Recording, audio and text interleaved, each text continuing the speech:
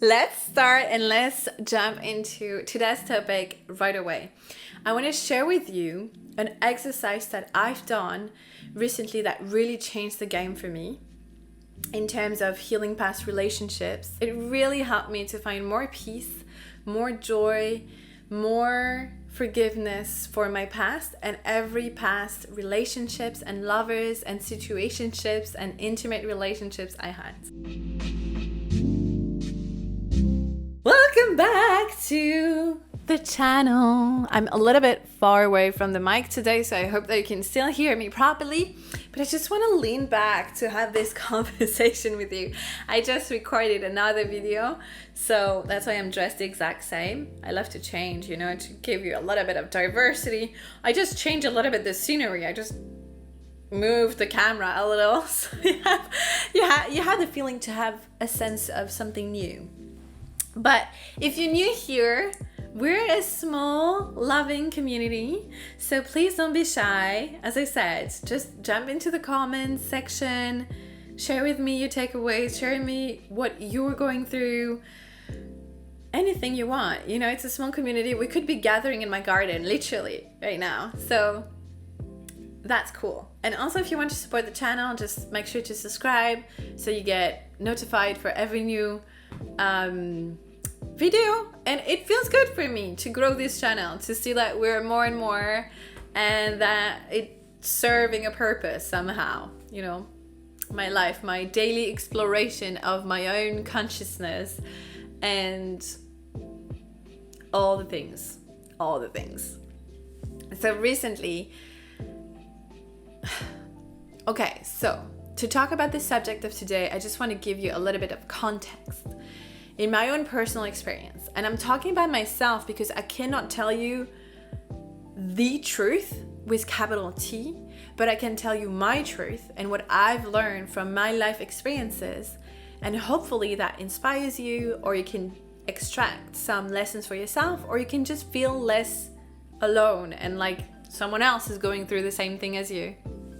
So recently, and for the past 1.5 years, I've been trying to call in my true love. This kind of partnership that in your bones exists, and the kind of epic love and relationship that makes you feel so alive, and that it just feels so on purpose and so aligned. It has been a journey. When I say a journey, I mean a struggle, because I had to move through all of my insecurities, all of my patterns when it comes to relating, patterns of codependency, of neediness, of then going the other way around and being so overly strong and independent and hiding my feelings, living behind an armor, all the things. And every new attraction to a guy, every dating experience was a lesson. Being ghosted, not being able to truly express my true feelings, not being able to melt into a man's presence, and just being so guarded and so scared of intimacy, and also just struggling, you guys, struggling. I'm just diving so deep on this journey. I've learned so much, and I'm so proud of where I'm at right now. Still happily single. Single, for sure. Happily, sometimes yes, very much. And sometimes very not. Sometimes I'm like, I just want someone. I just want my man. I just want to make sweet, sweet love every day to my king, and be in reverence to his masculinity, and to, give and pour that love and that care and that sexiness and that fun little silly me, and share and, have project with someone, and, just be a little fairy, sexy fairy with someone. But on this journey, so here is the part of the exercise that I've done recently, and that really liberated me. It helped me to find so much forgiveness, so much peace for my past, and which ultimately is helping me on this journey. And you know what? Usually on YouTube, I talk about stuff that I fully master. Or, I mean, I don't know shit. I don't master shit. But sometimes I feel like I do. You know, I feel like I've embodied a new lesson. I know what I'm talking about. And it's easy to talk about it because I'm on the other side of it. Now I'm doing things differently. I'm just sharing vulnerably the messiness of my journey. That's new. We'll see how long it lasts. But so I'm still deeply in it. But so recently, what I've done is that I took my phone and went through the list of everyone I've ever been intimate with, sexual with, or in a partnership with. So this was also in the process of healing my relationship with men. As I said, my whole healing journey in the past 2.5 years has covered every single aspect of my life where I felt limitations and I felt I had so much more potential than what I was experiencing.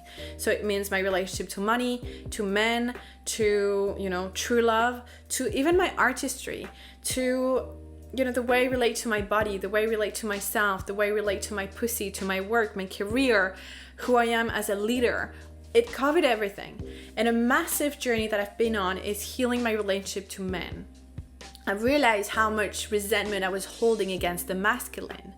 And of course, I'm calling in my king, my true love, this epic relationship. I don't want to carry that fear and hate and resentment towards men. That is, again, unconscious.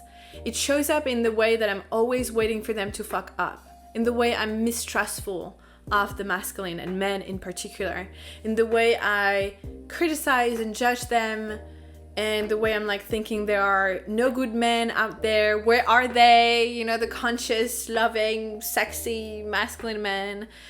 It shows up in many, many ways. It shows up in the hurt that I carry from my lineage in my family, the hurt of men, like, you know, the pain that has been inflicted by men to either myself, my body, my integrity, but also my sisters and people that I love, and stories that I've heard of sexual assault, abuse, emotional abuse, violence, domination, all the things. But this is just one story, and I'm really invested in rewriting this story. So it's a process. It takes a long time. At least it does for me, where I really dove into that exploration about 1.5 years ago, and I'm still learning new things every day. So I've been, you know, binge listening podcasts from men that, you know, I want to be curious. I want to learn from them. I want to heal my relationship to them. One practice you can do before I go back to what I was initially sharing is writing a letter to the masculine in general. And it can take many forms. Maybe sometimes you'll be talking to a grandfather that really hurt you. Maybe sometimes you're gonna talk to like the patriarchal society that is so horrible to both men and women and all genders, people. And that is very healing on its own. Actually, writing letters to your money, your pussy, your business, your past lovers, your future men, like every time you write letters to an energy of an entity, it's always very powerful. But so I went through the list, right? I was like, okay, I really want to figure this thing out. I really want to extract some stuff. So I went through the list of everyone I've ever been intimate with, whether it was a one night stand to like my biggest, longest romantic partnerships. And I was like, okay, who still hurts? When I read names on that list, what is coming up for me? And who feels so good? Like I have people on this list, like it's just amazing memories. And again, like some long-term partnerships feels so good and so beautiful, and we still carry so much love for each other. And some even one night stand, like just because of the depth of connection we had. So that's the next point. I made 2 categories. Who still hurt or feel weird when I'm like, ugh. And who feels good and why. So most of the time when it still hurts, or I feel a certain type of way is because of all the times I didn't listen to myself. All the times I've been intimate or sexual with someone when I actually didn't want it, or I was not even attracted to them, but it was so deeply ingrained in me to be a people pleaser, and if I'm flirting, then I owe them my body. I just come from a past with, you know, like my sexual liberation has been huge because I've always felt very sexual, and at the same time I was very messy with my sexuality, and I felt so hurt in my relating to men, my dating life, my, you know, yeah. So most of the time when I still feel hurt, even today, after all the healing I've done and so much time has passed, and, you know, I'm not even in contact, I don't know who they are anymore or anything, some names on that list felt contraction. And it's most of the time because I didn't fully listen to myself, or I didn't express myself really. I felt like, you know, I for the longest time I felt like my throat chakra was completely blocked and stuck because I could not voice my truth. I couldn't ask the questions I wanted, you know, and so it was very late at night when I did that, and I was like, okay, I'm just going to reach out to past lovers and ask the questions that I wanted to ask and speak my truth. And so just to give you guys more details to make it more real and tangible for you, if you ever want to do that, or what it looks like if you're just a little curious like I am, it looked like reaching out to a man that I was intimate with, and we had like a situationship for a while in Mexico, and it ended up really poorly. I think it's actually a subject for like a whole other video because it's the deepest healing. It's so cool. That would be so nice to bring him on the podcast or on YouTube. That would be so fun. But anyway, it looked like me reaching out, and you know what happened back then is that I didn't know how to navigate this situation. I was very attracted to him and I started to develop feelings, but I kind of panicked having feelings for this person. So I acted like I didn't care so much, but I did care so deeply. And after one night we spent together, usually he would be so caring with me, you know, like everything about him, you know, he would like walk me to the taxi and give me kisses and text me and do all these things. And suddenly, like, I felt he withdrew his energy, and he was so cold in the morning, no kisses, no goodbye, just held the door, kind of ciao, and then ghosted me for a while. And that's the longest, most beautiful story. Now we're like really at peace, and we can really trust each other now, which is wild to think. And it took like over a year to gain that healing, and so many beautiful steps along the way. But anyway, it looked like me asking him, do you remember that morning when you didn't kiss me and I felt like you withdrew your energy? And I expressed to him how I felt. I was like, you know I acted like I didn't care, and I never told you that, but I was so into you, and I felt all those feelings, and I felt overwhelmed, and I panicked. But I'm curious to know, like, is it because you didn't care about me? Is it because, you know, what were you feeling? And I told him, I was like, you don't have to answer to that. And also like making sure that he's safe to express his feelings. But again, we also have been through healing conversations before that made that conversation possible. But it looked like that because in the moment, I felt the guy withdrawing. I felt, you know, I felt so much pain from being ghosted. Like, being ghosted is the worst thing. I'm gonna do a tangent. I'm gonna go on a tangent right now. Never ghost anyone. I am so devoted to not ghost people anymore. I've done it so many times, so no judgment. I've ghosted so many people because I didn't know how to handle it, and I didn't know how to give rejection to people. and I couldn't bother. It just made me so uncomfortable. But honestly, every single human deserves respect and love and the decency of just expressing, hey, I don't want to connect with you anymore. That's it. You don't even have to express more. But I invite you to do this exercise that I've done, which is, again, you go to your notes. You have no idea how much work happens in my notes and my iPhone.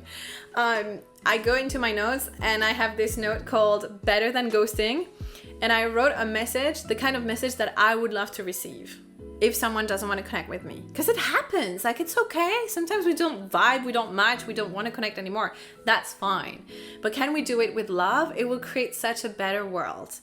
So I wrote this beautiful message, and you know, if I don't, and people are like, the feedbacks, some people, they just don't care and they never reply. Some people, they're like, girl, like, I've never had someone telling me the truth like that. I appreciate it so much. Like, thank you so very much. And I know it's a bit edgy sometimes to tell someone that you don't want to talk to them anymore. But honestly, let's not ghost people. It's so hurtful. It's better to know and to have the understanding of like, hey, you don't even have to explain why. That could be nice if you know why you don't want to connect with this person without attacking them, taking ownership, staying in yourself. But yeah, when he ghosted me, I felt so brokenhearted. I couldn't even really accept it for myself because I was still trying to play the strong, independent woman. So long story long, go through the list of who you've been intimate with, if that's something you're interested in doing, obviously. Who still hurt and why? Sometimes it's because, I didn't express myself. I didn't ask the questions. Like, I wish in the moment I was like, hey, I feel like you withdraw your energy from me. Like, what is happening? Can we talk about it? And stay in connection, you know? That's what I wish I could have done in the moment, but I was not equipped like that to do it. So I didn't. But it's never too late. Or some people, you know, that I've ghosted myself, and I was like, one of the story that I had about men is that men don't have feelings. Like, they're never hurt. They are the one hurting me. And then I was like, well, I have to take ownership of what I do too. And I was like, I ghosted men that were like really chasing me. My camera turned off, so I don't know where I left off. But to wrap up this whole topic, also go through the list of who feels good and why they feel good. The story I had for me was that it feels good because they were a commitment, for example. And I'm like, I can only be happy now if I have my husband. It's husband season. I want to manifest my true love, true commitment. I'm not doing any other form of relating. And after a while, I was like, wait a minute. I had some people that I've connected, you know, traveling and stuff. But the depth of which we connected, even if it was for a short period of time, it was just beautiful. And I don't regret it. They are incredible memories and people who made me who I am today. And so my hope as well with like long-term relationships where potentially the hurt is bigger than just someone you had a situationship with. You know, some of my ex-partners where we were in a long-term partnership together, it feels heavier on my heart. The pain is deeper. The experiences we had together is deeper. And so to find freedom through that, to have the conversations that needs to be had. And I don't mean like you don't have to reach out to your ex to find peace and forgiveness. That's not something that is mandatory in order to find your own peace. You can do that on your own. But there is so much power into it. Because I want to see every single human that I ever interacted with, like we were at some point in love. At some point we were relating. At some point we served each other. Even if we had so much pain going on between us, even if it ended up very poorly, those people made me who I am today. And so I'm not stepping into this society standard of hating your exes.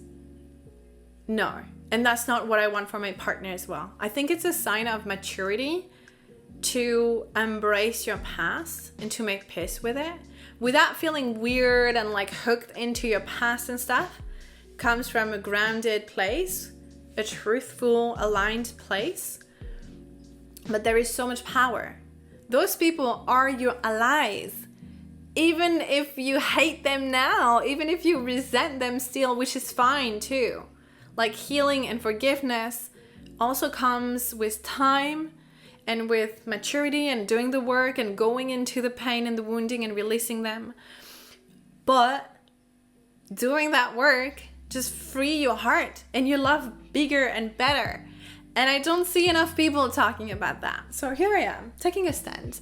It's messy, you know, it's not perfect, but it's necessary. And it's beautiful. To see every single person I ever interacted with, especially intimately, like if you've been sexual with someone, if you've loved someone, if you've been coupled with someone, you shared some moments that are so close, so intimate, so precious. So I want to think about all those people as allies and building blocks of my life story and honoring them, treating them with so much respect. That's a journey. That's not easy. And I'm not a queen of that. I don't fully master that, but that's my intention. And so also extracting what, you know, still hurt, feels good, good memories versus like, oh, I still feel icky about it, helps you to course correct and to do things differently now, which is how you create better relationships, because you don't go for the same pattern just with different people, but you actually create something new inside of yourself. And you're like, okay, it feels good when I stand in my truth, express myself, ask the questions I want to ask, when I fully let myself love and connect so deeply, and I let myself be intense and deep. But it doesn't feel good when, you know, I block my expression. It doesn't feel good when I don't listen to my body and do I actually want to engage in this way with this person? It doesn't feel good when, you know, I engage with someone that I know is not able to give me my needs, to fulfill my needs in terms of honesty and communication and I don't know, many other things. That's extremely helpful. So that's it for me today. It was a messy one because I had to restart this video so many times, but I hope you enjoyed it. I hope you found some value in it, and let's just heal our hearts so we can love bigger, better, and embody true love every day.